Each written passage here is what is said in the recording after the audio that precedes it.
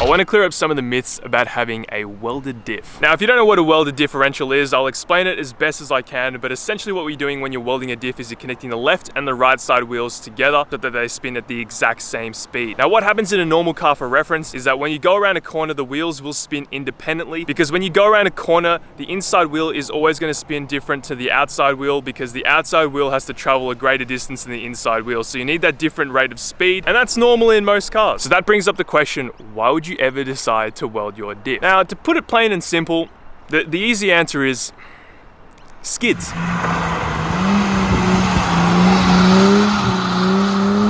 You see, you can't really drift a normal car or an open differential car. You need the wheels to spin at the exact same speed so that when you enter the corner in a rear-wheel drive car, the rear end will kick out because both wheels will spin at the exact same time. So of course, when you weld your diff, you don't have any sort of issues with drifting because both the wheels will spin at the exact same speed no matter what. And yes, there are some problems to doing that, but are they really that bad? Are the problems worth the fun? That's what we're going to explain in today's video.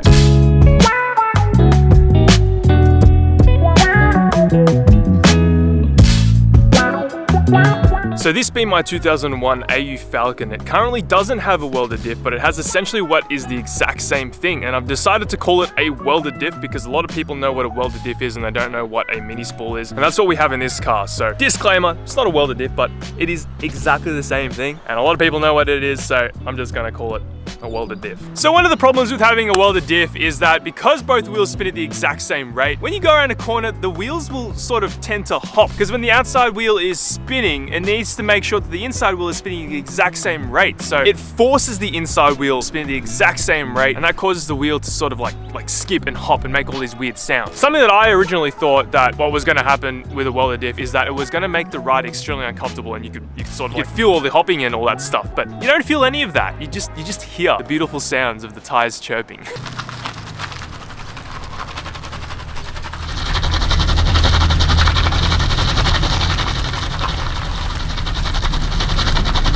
So yeah, look at that. You can just hear it doing its thing, but it isn't hopping or making the car skip or jerk at all. It honestly feels just like a normal car. When you have a welded diff, you get the constant reminder that you have a welded diff. So that's the first myth busted. It doesn't affect the quality of ride at all. You can just hear it chirping away. And I'll show you a little technique to help combat that problem. It's not gonna help entirely, but it's definitely gonna make it a little bit easier for you if you decide you don't like that sound. One of the easiest ways to combat the noise of a welded differential is to take up as much of the road as you possibly can. So take the biggest turns you can, use all of the road, and that'll essentially allow the inside wheel to spin at a greater speed so that it keeps up more with the inside speed. Unfortunately, it's really gravelly here, so you can really hear the chirping, but it's really gonna help if you take corners as wide as possible. So you see here, here's the corner coming up. We're gonna use the whole road. Oh, not the worst thing in the world. I gotta go home and get a better battery for the camera because it's currently dying. I forgot to bring a spare battery. It smells like pancakes around here. Oh, pancakes. The next thing I want to talk about, it's not really a myth, but it's like a concern that some people have when welding their diff. Now, it doesn't really make sense to me, but people complain about tire wear and the fact that it's gonna like eat away at your tires. My answer to that is no shit, man. I mean, why do you weld your diff in the first place? You weld your diff so you can drift better. And what do you burn through when you drift? Tires. So of course you're gonna go through tires. I think maybe people are concerned about going through tires when they're just daily driving the thing, but you gotta understand, like, if you weld your diff, you're about a different sort of life to normal people. You wanna be able to just drift.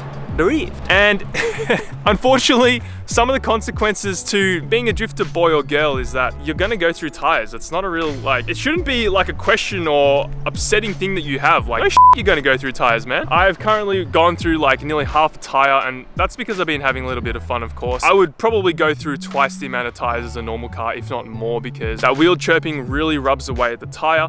It's obvious, you can hear it, but I don't truly believe it should be a concern at all, especially if you're trying to drift. Man, you got a drift car, you're gonna go through tires.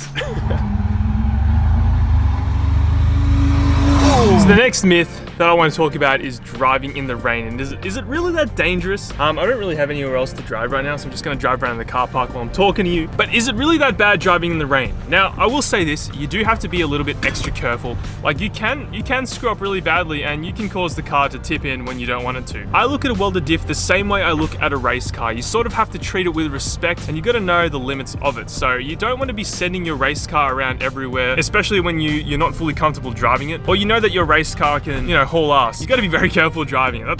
That's what I'm trying to say. It's the same thing with a welded diff. You gotta treat it with respect. You gotta understand that if you do floor it around the corner, especially if it's wet, man, it'll kick out and it can catch you by surprise. So make sure you treat it with a lot of respect and just be careful if you decide to weld your diff. If you don't treat it with respect, it won't treat you with respect. Be careful out there.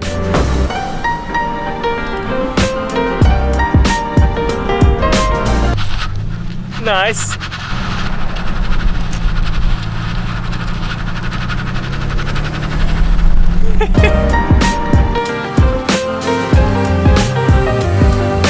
So there you go, that's all there is to it really. They're not that bad to drive. You can happily daily a welded diff. You're not really gonna see much of a problem doing that. They're comfortable, there's not really much issue other than the monetary costs of buying new tires every now and then and more regularly than normal people. You will have to be very cautious in the wet because like I said, it will kick out and you don't really want trailing throttle in corners because it'll kick out. Now the last thing I want to talk about are the options that you have other than a welded diff and why you would probably pick a welded diff over those options. So the only other option really other than an open differential which doesn't let you kick the car out is an LSD, a limited slip differential. So a limited slip differential, when you're driving normally, acts as an open differential. So you will have all the slack that you need. You'll be able to go around corners normally, but when you apply throttle and you give the car a little bit of power, depending on the LSD, it'll act as if it's almost like a welded diff. So you can have benefits to both, but the only issue with that is that they're very, very expensive. Limited slip differentials for the AE Falcon aren't too bad, but for the Chaser, if you don't go 86 diff, you can be looking at upwards of like $700 to $1,000. If you want to get serious with a 1.5K to nearly 2K.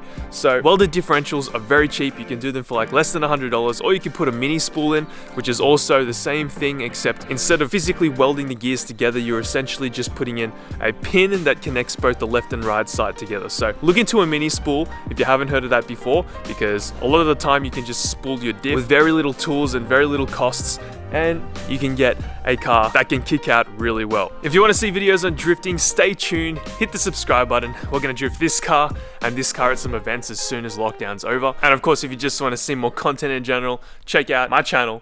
We're building some crazy cars. Yeah, thank you guys so much for watching. Chuck the video a like if you learned something, and I will catch you in the next one. See you later.